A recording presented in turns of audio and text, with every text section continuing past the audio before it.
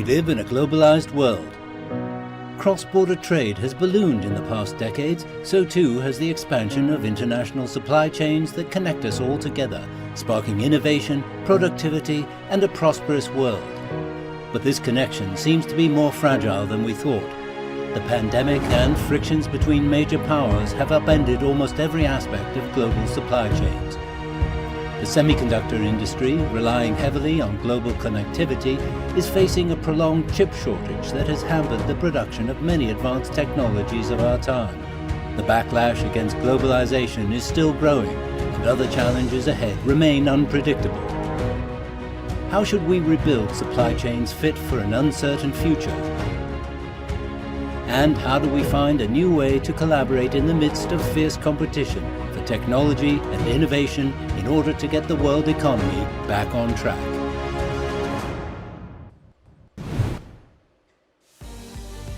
Welcome to CGTN TV Forum, Supply Chain and Semiconductors, the Asian Connections. From great power competition to pandemic-led disruptions, manufacturing is no longer the same, and the security of value chain is in doubt. So how will global connectivity be reshaped, and will we be able to see two parallel existing systems? And today we've asked some industry insiders, business people, and also scholars to weigh in on this. I'm Zhou Yue in Beijing. And this forum is organized by CGTN Dialogue and also the 2021 Jeju Forum for Peace, Prosperity. And a warm welcome to everybody who joined us the discussion tonight, virtually and physically. But before we get to our discussions, let's listen to a message from Kevin Rudd, former Prime Minister of Australia.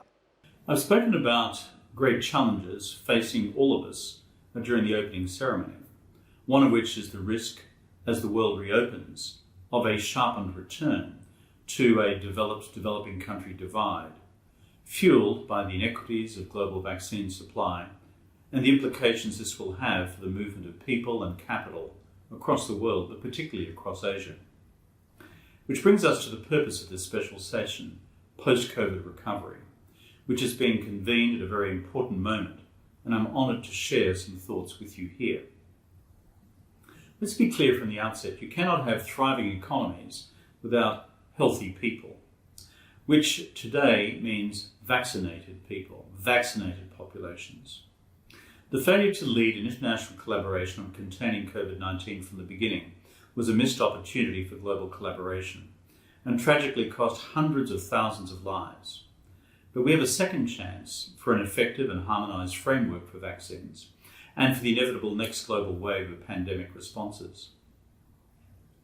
A precedent exists for a coordinated collaborative response. We must not repeat the failures of COVID a second time. We simply cannot afford to do so.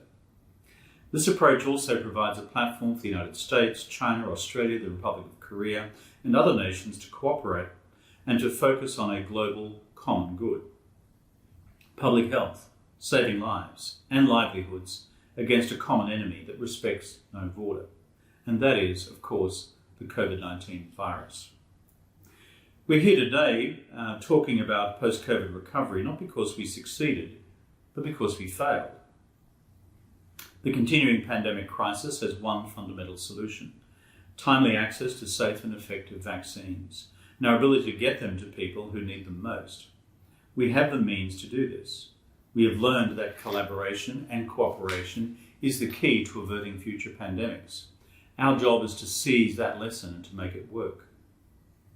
We're more than a year into the COVID pandemic, hitting every corner of the globe. And 6 months past the start of the revolutionary vaccines coming to market in the rich world, and yet it was only in the last lead up to the Group of 7 meeting in Cornwall last week that we finally deeply concentrated on the need for real international collaboration in getting that vaccine out across the world. Together, the G7 agreed to share at least 870 million vaccine doses with developing countries over the next year. I salute their efforts, although it's come very late and still needs to be infinitely more comprehensive. We need, as my friend and colleague Gordon Brown has argued, for a comprehensive global plan to administer vaccines to all 7.5 billion members of the human family. It's the right thing to do. It's also the smart thing to do in preventing the re-emergence of further mutations in the vaccine in the future. Let's be clear, global cooperation on the most important challenge of our lifetime barely exists today. Despite the promising signs, and even though all the science and all the economics say we need, much has still to be done on this critical area of challenge. The damage unfolding for all of us is frankly incalculable. But here's the good news. Scientists and investors have developed multiple vaccines in record time. There has been unprecedented public and private financing in support of vaccine research, development and production. As Kristalina Georgieva, the head of the IMF, forcefully pointed out, there is a dangerous gap between richer and poorer countries. This two-track pandemic is not just bad for survival, it's bad for economies and bad for global health. We are simply better than that. We cannot let people pay for vaccine competition with their lives. But beyond our human obligation, there is an overwhelming strategic imperative. We must draw on the knowledge and vast resources, the most effective form of international medical cooperation that exists for the sake of global survival, and use it. It's that urgent and it's that simple. Fortunately, I and the others here are not alone in speaking up and fighting to ensure future global access to vaccines. According to one poll, more than 70% of those folks in G7 countries want their governments to share vaccine know-how so that the vaccine's access can be assured across the world. COVID has taught us some very hard lessons. We need a system to share data safely so that at the first sign of the next pandemic, we are already taking action, and to do the same for vaccine development as well. And we must start preparing now, even as we continue fighting COVID, as it surges in parts of the globe. We can do both of these things simultaneously. The fact is, we are only as strong as the weakest link in the health security chain. Never has it been more obvious than the answer to global problems and global solutions. A model for the harmonised framework that I'm talking about already exists. It's called Project Orbis. It is the best example of soft power and exemplary in providing global solutions to another global problem, cancer. In what I'm describing sounds familiar, it should. In 2019, the United States Food and Drug Administration's Oncology Center of Excellence launched Project Orbis. Project Orbis is a best-in-class global collaboration created to facilitate faster patient access to innovative cancer therapies across many countries. Project Orbis has resulted in increased efficiency through direct collaboration, alignment and the sharing of data. The United States, Australia, Brazil, Canada, Singapore, Switzerland and the UK are all partners in Project Orbis out of a desire to facilitate faster patient access to high-impact cancer treatment and standardised pivotal clinical trials. In short, they realise then what we are just waking up to do with this pandemic now. To save lives, we must work together.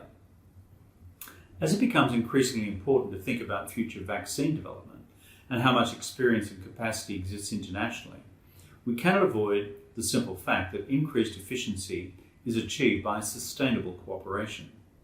And future vaccine development will benefit by establishing greater uniformity and compatibility of international study and standards, leading to optimised development and distribution. The collaboration that we have seen through Project Orbis has shown remarkable outcomes in cancer. For any of us who have been ever touched by a loss due to cancer, its groundbreaking lung cancer drug developed and brought to market is unprecedented in terms of the timeliness of its arrival and its effectiveness to those who are suffering from this particular category of cancer. All made possible through collaboration, global collaboration under Project Orbis. For any of us who ever lost a loved one to cancer, you will know what this means. And for any of us who have been directly affected by COVID, you too will know what we mean. If we can coordinate a harmonised policy framework for cancer trials for the approval of life-saving drugs for cancer treatment, with successful precedent among the US, Canada, Europe and other parts of the world, then why can't we do the same for vaccines? It will be cheaper and faster, and instead of being faced, as we are now, with trying to relocate 1 billion vaccines that were booked in excess of what is needed in advanced economies, all advanced economies, not just the G7 by the way, we could all be now taking our masks off around the world. The G7 health ministers just took a crucially important decision in support of this kind of collaboration around large international vaccine trials. After their meeting in Oxford 2 weeks ago, they announced the Therapeutics and Vaccines Clinical Trials Centre and Charter, which will now make it faster and easier to share results from vaccine and other therapeutic trials, and effectively create worldwide access for approved treatments. Let's look at an example. The COVID genome. It was published on January 24. Imagine if the likes of Moderna and Pfizer and other leading global drug companies could start coordinating the development of vaccines for the next pandemic that same day. That's the day that the genome is published, on a platform that was already in place and approved to act. If we had invested in this kind of technology and shared platform earlier, while keeping in mind that this mRNA technology didn't exist before COVID struck, we wouldn't have to be making billions of vaccines simply because we waited for the pandemic to become a global crisis. We could have acted much earlier. We need as much coordination on vaccines as possible, and these kinds of alliances to create, supply and help land vaccines for the world from day one are the alliances of the future. We cannot let people pay for our lack of coordination or our delay with their lives. But to do this well, we also need to invest in pathogens of concern, so we have enough of a shared international database that the next time there is a new emerging pathogen of concern, we have collectively accumulated the research and the knowledge base to know what we are dealing with. COVID caught us all by surprise. Let's not let that happen again. Let's put people first by not only fast-tracking cutting-edge research and development, which we have seen can be done in some countries, and to the highest possible standards, while removing the red tape to get future vaccines to the global market and into people's arms faster, and showing the world that we are vaccinating the world in the most transparent way possible. Worldwide, simultaneous access to vaccines offers the best and only hope in our pandemic response arsenal. But how do you allocate supplies in short demand? We have spent the last 20 to 30 years globalizing the supply chain to improve functionality and reduce costs. And after COVID, 60% of corporate executives believe supply chains need to be redesigned. COVID has surely pulled back the veil on our vulnerability to future pandemics, but something good could come out of this painful experience of COVID. There is already underway a task force between the World Bank, the IMF, the WTO and the WHO, which will closely monitor production and how that production translates into delivery and matching needs to distribution. More and more countries want to work on this multilaterally, reminding us that even in this highly divided world, why we actually need multilateralism to work. Where the pandemic around the world frankly doesn't respect any national borders any more than, frankly, the current pandemic does, or any cancer does. These are by definition global challenges for the entire human family. And why does all this matter? How much return could we get just by being prepared and by working together? Health security is so much more fundamental than what's on our smartphones. We could open up economies faster, send kids back to school earlier, get businesses back up together, and avoid the knock-on effects on longer-term poverty, mental health, and, of course, the other long-term physical consequences of this virus, had we invested earlier in sharing some of the basic knowledge that was available. We don't want to lose the opportunity of the moment. We know our foe better now than ever before, and we have a baseline expectation of how to mutually assure our own protection rather than mutually assure our own destruction. And that, my friends, will be absolutely essential if we are to deliver sustainable peace and inclusive prosperity as the Jeju Forum reminds us this year. I thank you. We know that Asia is probably suffered the most from the disruptions from the global value chain, but Asian is a big force in the global picture. And next, we have a speaker from South Korea, Mr. Han Sung-ju, former Prime Minister of South Korea. Ladies and gentlemen, in the past, most of the semiconductor production was carried out under an integrated production system from design to manufacture. However, due to the rising cost of innovation and complexity of semiconductors, carrying out each activity requires great specialization.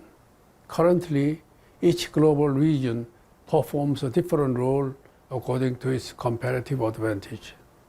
The United States leads in the most R&D intensive activities such as electronic design, automation, EDA, core intellectual property, IP, chip design, and the design of the advanced manufacturing equipment. Meanwhile, East Asian countries play a key role in wafer fabrication, which requires massive capital investment supported by government as well as a good access to well-conditioned infrastructure and skilled labor force. South Korea is the second largest producer of semiconductors in the world after the United States. Korea has more than 20,000 semiconductor-related companies engaged in IC design, semiconductor equipment and materials manufacturing, and wafer fabrication. In particular, Korea is leading the world in supplying DRAM and NAND flash memory. Japan has substantial advantages in upstream semiconductor materials along the semiconductor value chain. Semiconductor materials have high requirements for purity, many of which only Japanese companies are capable of economically producing. Taiwan is a manufacturing powerhouse. Taiwan is highly competitive in IC design and chip manufacturing and has the world's biggest foundry and most advanced semiconductor manufacturing process technology. China is a leader in assembly, packaging, and testing. But more importantly, China plays an increasingly important role as a market. However, China's semiconductor consumption pattern is also shifting.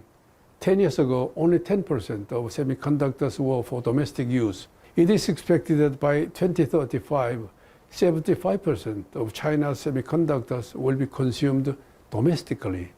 At the same time, China's strength in semiconductors also lies in its ability to rapidly scale technology and also to invest aggressively to expand throughout the value chain. Ladies and gentlemen, however, the Asian Big Four are facing several challenges. The first challenge is strategic competition between the United States and China. Due to the strategic competition between the two largest economies of the world, securing semiconductors is becoming a key to national security and technological hegemony. The US is trying to restore its domestic production of advanced semiconductors and to tighten export control on China. The second challenge is the COVID-19 pandemic and its implication digital transformation. We must be fully prepared to meet the surging demand for chips in order to persuade disruption in supply in the future. Third one is the concerns over the energy and environmental sectors. Digitalization has increased power consumption. In order to achieve carbon neutrality by 2050, as agreed at the United Nations General Assembly in 2020, we have to find and implement effective ways to promote green and digital solutions. It is essential to make green semiconductor industry streamlining energy demand and cutting down on CO2 emissions. I sincerely hope that you will have a productive meeting with meaningful answers to these difficult but crucial questions for the prosperity of humanity, opening the new path of Asian cooperation in the semiconductor industry in the future. Thank you for your attention. Well, thank you very much, former Prime Minister of South Korea, Mr. Han. And joining us for the panel discussion today, we have Charlotte Ruhl, board member of the EU Chamber of Commerce here in China, Kenneth Jarrett, Senior Advisor at the Albright Stonebridge Group, former U.S. Consul General in Shanghai, and former President of the American Chamber of Commerce in Shanghai. And Michael Chen, Managing Director of the HINA Group, and David Blair, Vice President of the Center for China and Globalization. Those joining us online are Pei Gonggo, Associate Professor and Academic Director of the MSc Industry 4.0 program at National University of Singapore. And also Leslie Masdorp, Vice President and CFO of New Development Bank. Takuji Okubu, Managing Director and Chief Economist at Japan Macro Advisors. And Professor Y.J. Wong from Dongduk University, former SK China Research Institute President. Thank you all for joining us today for the discussions. Let me start with you, Charlotte. The pandemic has obviously exposed a lot of vulnerabilities of the global value chain. And people say that we need to rebuild the global supply chain. So do you think the cost-driven globalization of manufacturing has come to an end?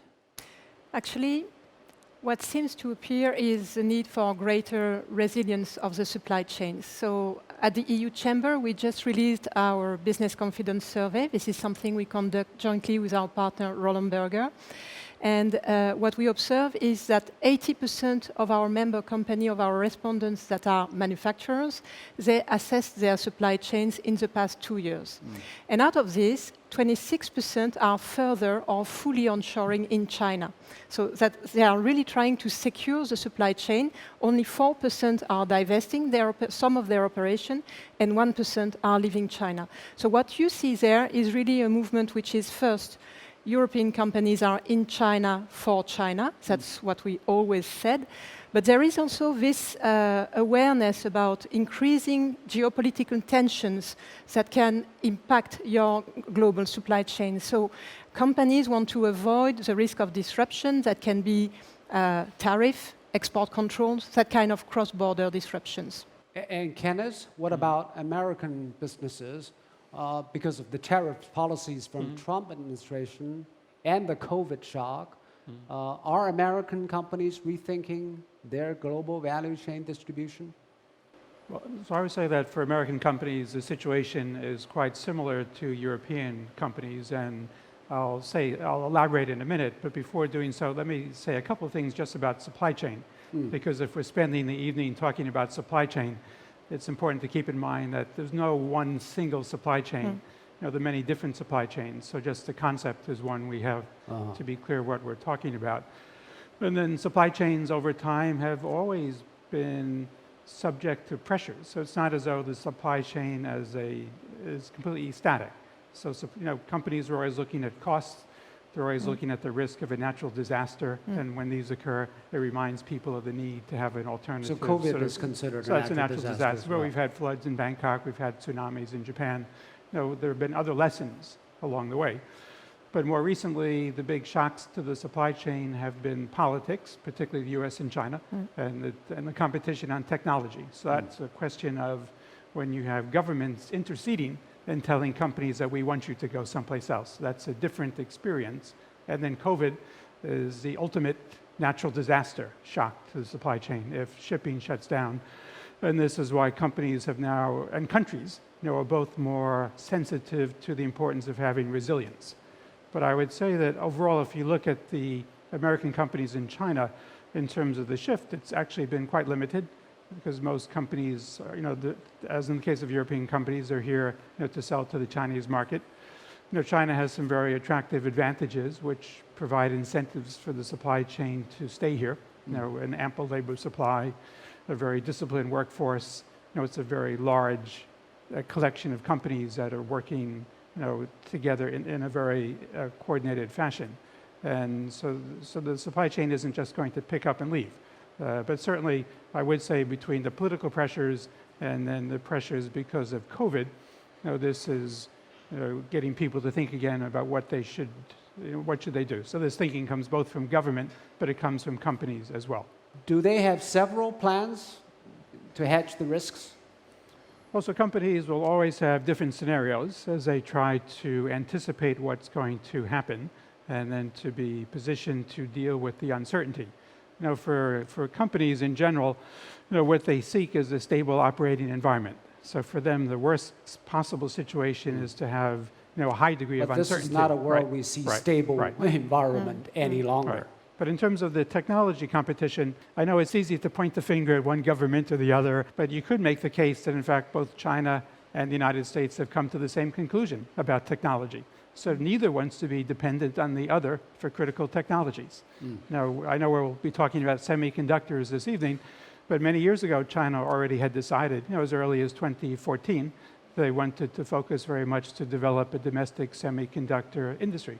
So this was before we had a Trump administration, before a trade war began.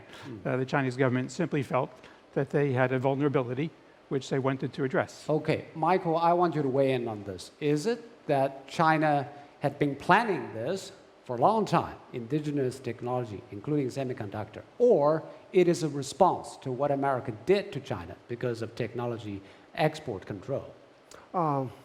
Actually, I would like to offer my perspective, starting from the Ken's comment. That's easier.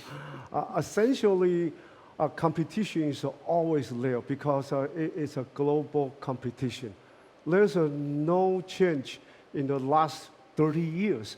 However, from my perspective, is because semiconductor is a globalized industry, being a long time, and it's very difficult to deglobalize. And one of the reasons we would like to make it deglobalization is because of politics, political reason. That is a major one. Second one is economy scale. Okay, I think if you go back to 2018 and the Trump administration and he started a tariff. That's a starting point.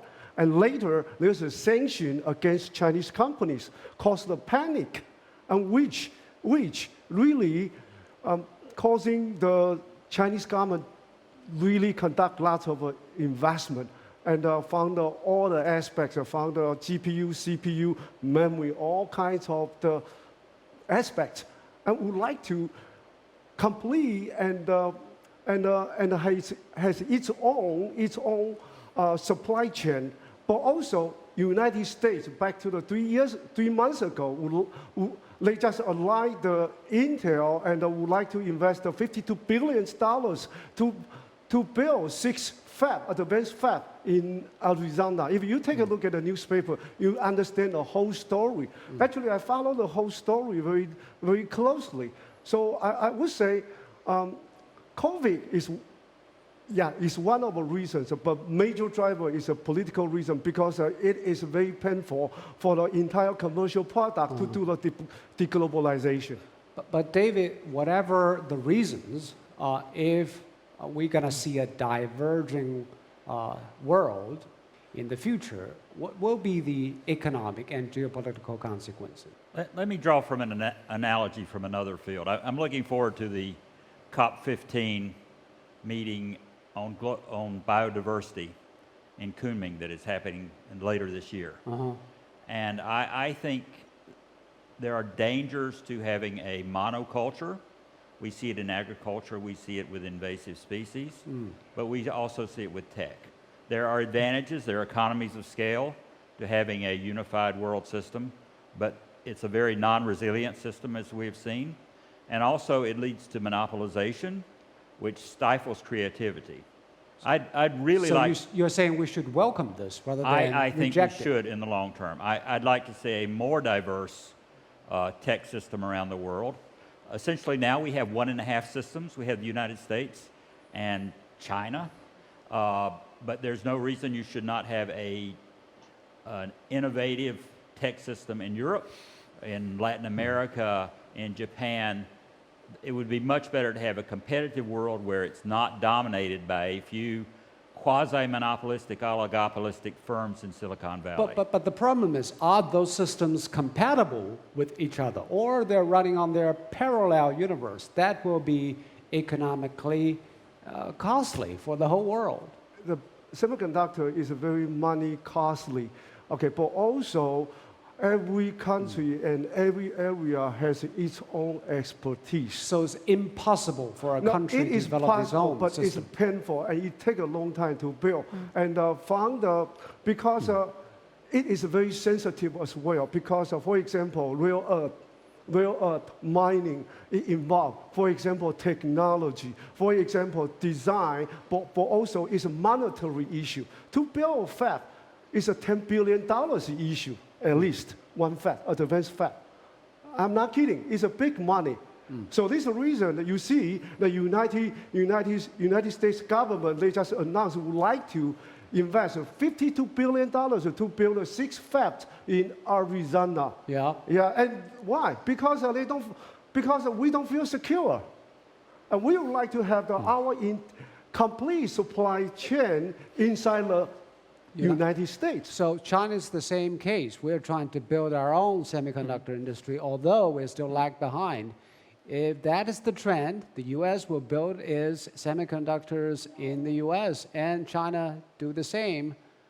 What will happen next? So that is a trend, but that doesn't mean that that will be the ultimate destination.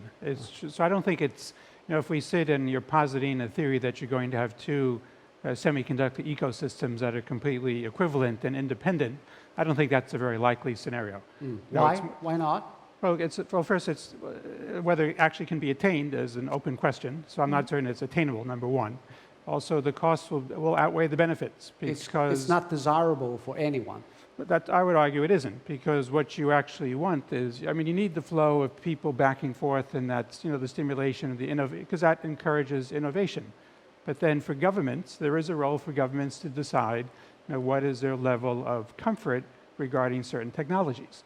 And this is a challenge. So you simply need governments to take a mature and enlightened look at this and decide what must be carved out and done on their own. Mr. Guo, you are now in Singapore. From your vantage point, how do you think the rivalry between China and the US, especially in semiconductor, will change the wishes from other countries? Right. I think that for many countries, they probably want to stay neutral, especially companies in Southeast Asia, because both markets are big, right? And I think when they are forced to choose sides, which could potentially happen, then it is actually hard to decide, because there are advantages of being able to sell, excuse me, in two big markets. So this is probably what most companies would try to do, which is to have a balancing act. At the same time, I think because of the changing of the potential changes in the trade regulations, and also the impact of COVID, for example, even the recent shipping delays or high shipping prices that have happened, companies are thinking about diversification. So we should also remember that the diversification is not just because of trade regulations. They have already been happening in the last decade because of various supply chain disruptions. So trade war actually helps to precipitate this. At the same time, the COVID and shipping delays, for example, also cause companies to think about, how to, sort of have contingency plans.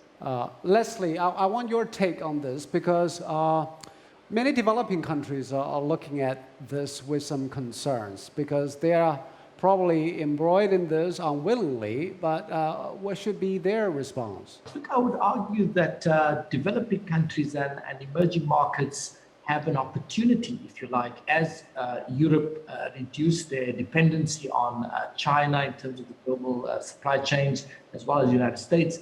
It presents new opportunities, if you like, opportunities for some emerging markets in developing countries, especially those with skilled labor force, those with reasonably strong industrial base, if you like, to substitute the parts of the supply chain that China would have provided. So indeed, there are some opportunities for emerging markets. I would say that the opportunities specifically come from what I would call two major waves. The first major wave, as you know, certainly COVID has accelerated, is the digital wave. Throughout the world now, there's an acceleration of the digital economy. So there's an opportunity for emerging markets to deepen their capability and to develop the capability around these sort of high-tech industries. And the second major wave, as you know, that the world is now engaged in is the whole net zero green revolution, if you like, where there's new sets of, changes in business models, companies are adjusting. So emerging markets do have the opportunity to tap into the opportunities, but it's limited, though, I should argue, because there will be many countries left behind, because you cannot build the kind of high-tech industrial capability overnight. I mean, give you an example. South Africa produces cars. It's a country where I'm from and that I know very well. We're a big auto manufacturer. But we cannot produce the display channels, the display panels for the entertainment systems, the navigation systems that goes into the production of a car. So we'll always be dependent on these highly specialized sort of areas which come from particular locations. Let's come back to chip production, because that's probably the underlying problem.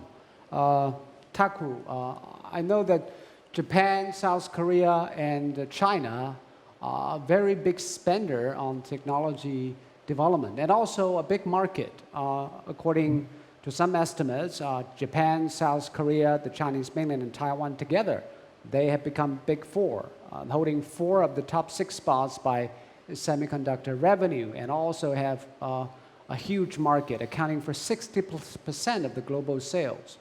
But what kind of cooperation China, Japan, and South Korea can envision in the context of the rivalry between China and the US? I'd like to emphasize what the former Prime Minister from South Korea said.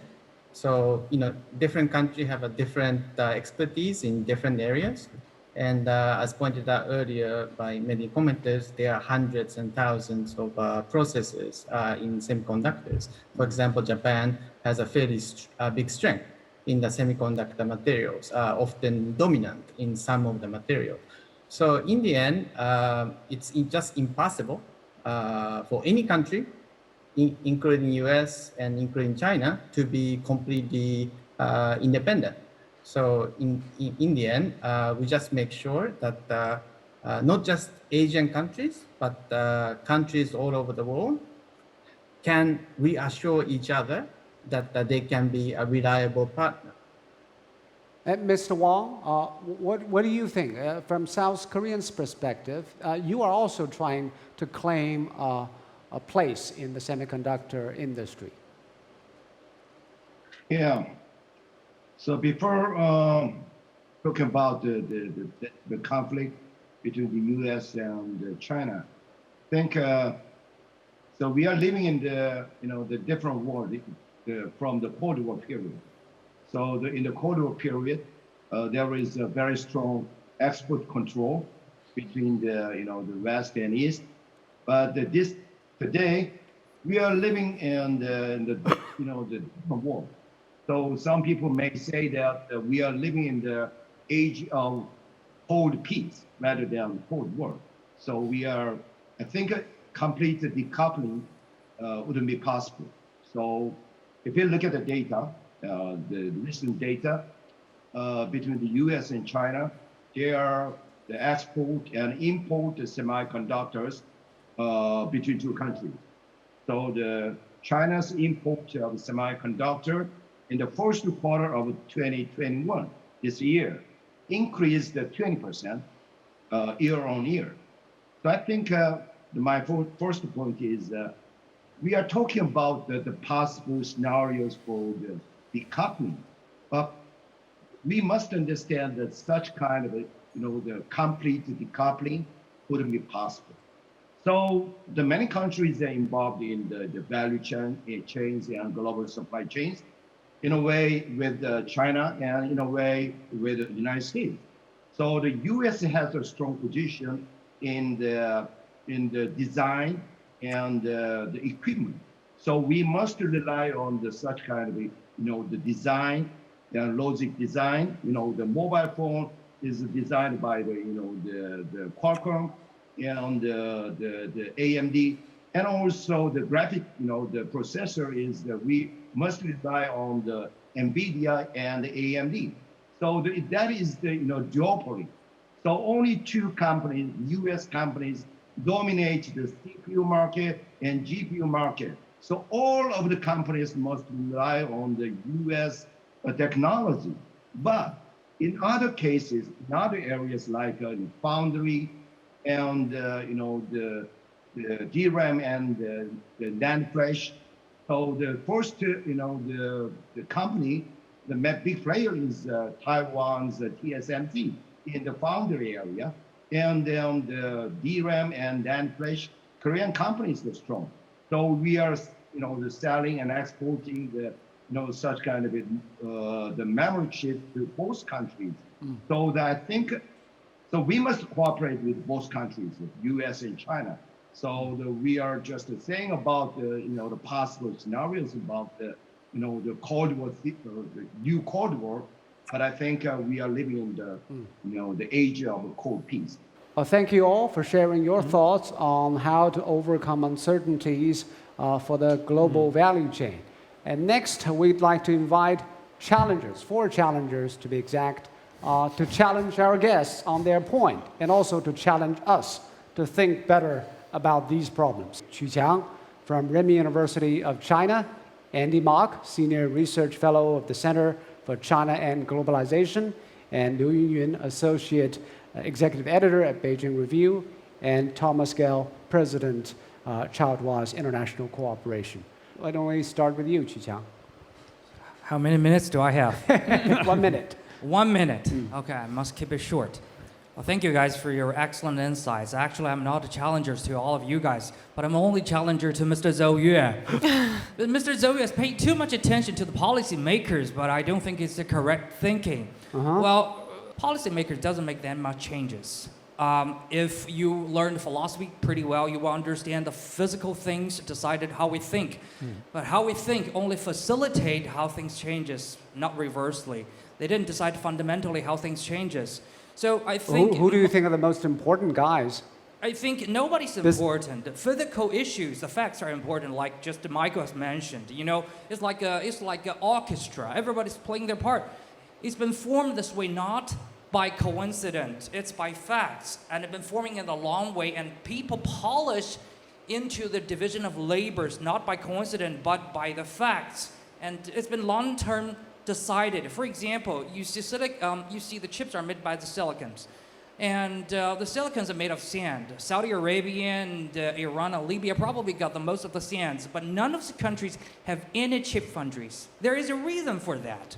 But that's exactly the point. The policymakers are challenging those economic fundamentals. That's why we're asking those policymakers. America. You see, America has been doing the VC, venture capital investment all over the world after the Second World War, and they formed the technology formation right now. We call it the Goose Fleet. America fly in first, and then we have South Korea and Japan following up, and then China, mainland Taiwan region, and we got some other countries following up. We formed this kind of a formation out of a reason. Because if you take a look at how they formed this, you will find out, for example, let's take a look at the manufacturers like China, like South Korea, and Japan, and Ireland and Europe. You find out all these countries that come out of the place, they for a reason. For example, those countries, they don't have a very good per capita endowment of natural resources. You run out of your time. Andy, 1 minute. So I'd like to respond to Charlotte and Ken's comments.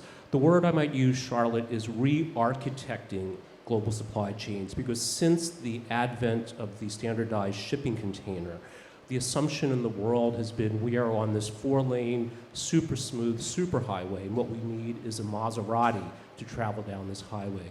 But I think what the events of the last year or so have shown us is that what the world probably needs is not a Maserati, but a Range Rover, because the road can be very bumpy and broken in places. Ken, to your comment about can government officials strike the balance, I would say it really depends on which country we're talking about. Because when we look at the United States, there's a well-known saying, good enough for government work, meaning that the American people accept a certain mediocrity and even incompetence in their government. Whereas I think this is something the Chinese people would never tolerate. And we only need to look at the civil service exam in China, which is a pass rate of about 1%. So it's harder to become a civil servant in China than it is to get into Harvard. So I would say that policymakers actually matter a lot, but whether the right policy decisions will be made will depend on the country and the system that produces those policymakers. All right, Thomas? Well, I think that we miss a basic premise here that governments are really in control of the business. All the companies that are producing semiconductors now are multinational companies. When the founder and past chairman of Huawei was being questioned on whether he would give secrets to the Chinese government, he said the Chinese government are not my clients. My clients are the people around the world. And every multinational has that thinking in their brain. They don't really care about the country they're in per se, because that country is only one small part of their economic prosperity. So they need to go further and be able to cooperate on an international level. So you'll have the temporary restrictions that will come on by the individual nations, but really it's not affecting the boardroom and how they're looking at how they want to do their globalized sale to be able to move forward. You know, the other great thing from the founder of Huawei was that he said that they could make all the chips they want at any time. He chose not to. He chose the strategy to allow other vendors, other countries to supply it into China to feed their market, and then together they would build better products at a better cost. So that rationale is out there by the greatest thinkers in the international community. And so we need to find the way of empowering sometimes those monopolistic entities into taking control of how we do the globalization and service portion of the industry. I think companies, I work in an MNC, they care about the country. You are right in the fact that they care probably more about the customers, the markets, etc. But they care about the country because, as you reminded very rightly, there are some regulations.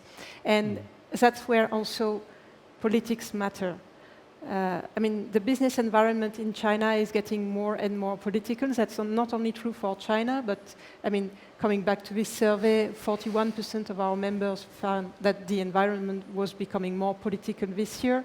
A majority don't expect this to improve in the coming year, and that has an impact. And where I would probably challenge you, if I may, is that it makes a difference in boardrooms. It is starting to make a difference, because actually, this, combined to the challenge of the pandemic, make that China operations are more and more distinguished, if you like, from their HQ.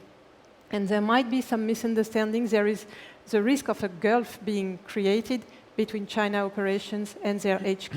So politics do matter, and actually they have an impact potentially on the business, and not only because of regulation, but also because of a dialogue that may become more difficult. So that's why we call, by the way, for dialogue. I truly believe in cooperation. I think that's where you create most value, but it has to be the result of everyone, to take your point, everyone's action. You accept her answer? No, not at all, because I've been in senior management positions in many, and been on many boards and executive groups. And the only thing, in my experience in a corporation, is you just want to know where the regulation is to see how high your bar is that you have to do so that you can comply with it and work around it. Quite honestly, is the way, my experience in any major corporation will work. Because again, they are not just selling in that country. There is not the loyalty to a country now. These are multinational companies which make their bread and butter by selling internationally, by trying to please all the countries, all the consumers around the world. So that the politicians and politics may get in the way, but only for them to figure out how to circumvent that temporary bar and then move forward on their sales and marketing internationally. But so then you're not smart and brave enough. What I would still comment on is that what we see now is that we have more and more regulations, and they can be contradictory. And that's a real difficulty, including for MNC. So if you have to comply with a regulation in your home country and in your host country, and actually they are contradictory, what do you do? And this is happening more and more. Yeah. I think there are two big facts in the world that are going to hit these companies that think they're independent of politics pretty hard. One of the big facts is that China has reached the stage where it cannot continue to grow without creating an innovative economy. It has to, it developed for a long time through investment in infrastructure, through globalization. But innovative how? But innovative on now your it has own, to develop now it has to develop indigenous innovation. And anything that gets in the way of that, I don't think the Chinese government is going to tolerate. The second big fact in the world is that U.S. real wages, real median wages, have not gone up $1 since 1979. The GDP has gone up a lot, but there's been a big transfer of income from labor to capital over that period. Essentially, the share of national income that's going to labor has gone down by about 10 percentage points. Okay, That's inequality is on the rise. That's going to change. That is not tolerable in the U.S. political system. Somewhere or the other, companies are going to have to deal with that. So those two factors, regardless of individual politicians, are going to drive the world going forward. So any company that thinks they're just going to focus on maximizing their bottom line, independent of the fact of how it affects the countries they operate in, I think they're going to be sadly mistaken. And Tak, what do you think of what is happening of innovation and the regulatory environment? So I think what seems to be happening is that regulators are becoming more independent of their company's decision. So they often come up with some regulation and impose on a company. So I think you earlier asked me what China, South Korea, Japan can do. Yeah. Well, I think there are things Japan, China, South Korea policymaker can do, but then perhaps more importantly, what we need to think about is what the companies in these countries should do. And one in response to your questions, one thing a company need to do is we actually need to educate policymaker that what each regulatory changes have as a consequence on them.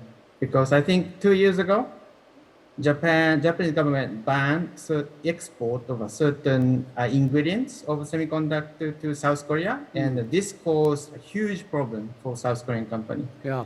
And but I think when Japanese government did decide this, Japanese government didn't really understand the impact.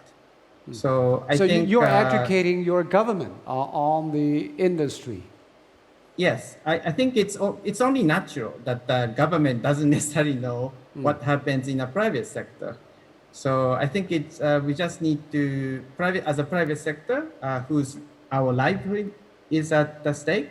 We just need to make sure that the government understand what each regulatory decision means for the private sector, so that the government can make the best decision for the country. And Mr. Wang, are South Koreans doing exactly the same, telling what the government should do? Yeah, I think a businessman, particularly Korean businessmen, don't have any problem with the Japanese businessmen. When the Japanese government just imposed export control of the 3 very critical chemical materials used for the semiconductor. But the Japanese the producers mostly rely on the Samsung and SK Hynix. Is they are only the buyer of their products. So it's very ridiculous. Japanese producers, Japanese supplier cannot sell those chemicals to other countries. So, but the problem is more political reasons and historical, the dispute about the legacy issues. So I don't want to go into the detail, but anyway, we must listen to the businessman's the needs. They want to have some better environment for the the free without any stupid regulations. So when you talk about the regulation, there are two types. And domestic regulation may hurt the trade and investment globally. Then such kind of a regulation must be dealt with in the WTO. But the problem is that WTO, World Trade Organization, is not functioning well. Even the stupid regulation was taken by one country, but we just want to bring the debt issue to the WTO, but the dispute settlement process is not functioning well. So many people talk about the reform of the multilateral trading regime, but if WTO didn't work and doesn't work, then we can we can move forward. So that is the situation. Any more questions from our challengers? I want to mention one point because we talked about political leaders, we talked about business leaders, but we haven't talked about the people who are involved in the industry. For instance, the workers, the engineers, the scientists. I mean, what we call the Joe Biden administration is Trumpism without Trump. Because in Western liberal democracy, it is the people who are voting for the president. And right now, we can see the Strategic Competition Act of 2021, which says the United States government will invest in big tech companies. So I think that decision is partly driven by the people. So how would that affect the business decisions and political decisions? Kenneth, you want to address that? Well, Biden is they want to say a middle-class driven politics. Right. So I think there are a couple of comments. One would be, I would say that within the U.S. government and perhaps among economists or people would say that American manufacturing became too hollowed out, that there was just a collapse in manufacturing. And China has come to the same conclusion. So they don't want to repeat America's experience. So they're very concerned about potential loss of manufacturing. And then it's the question of, so what can government do to try to change this situation? No one is trying to, to create millions and millions of new manufacturing jobs, but they are looking to see what can be done to create good value. So additional manufacturing. And so part of this U.S. Innovation and Competition Act, which it's through the Senate, so it has a ways to go. So we don't know actually what it's going to look like at the end. But at the end, there will be, assuming it gets to the House and then is signed by the President, I'm sure there will be some funding for various industrial policy provisions. So here you could say that the United States has looked at China and decided, I mean, the United States, all countries have had industrial policies at different points in their economic development, so this is not new. But they're perhaps taking a lesson from China. Allow me to put a comment here, Mr. Liu.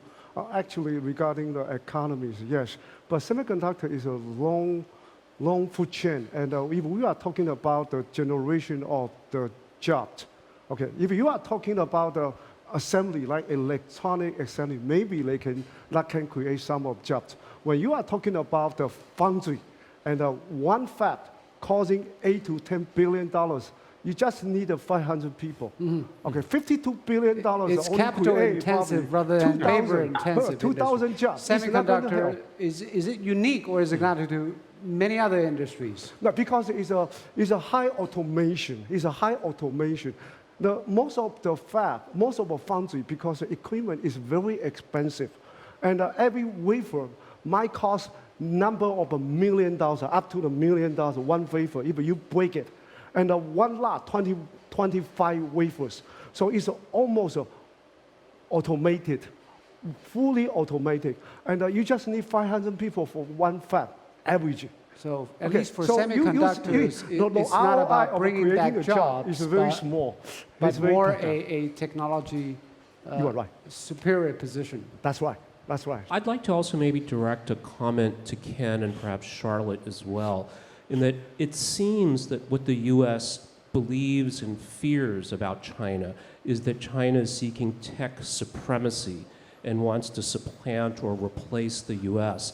But it seems to me that what China is seeking instead is actually tech security, meaning that it just doesn't want to be vulnerable to the weaponization of certain parts of a critical input like semiconductors. and that this subtle but vitally important misperception might be driving a lot of the animosity in this tech war. I want to ask you, Leslie, because earlier you said the competition between America and China in claiming a manufacturing high ground necessarily crises for developing countries, but an opportunity.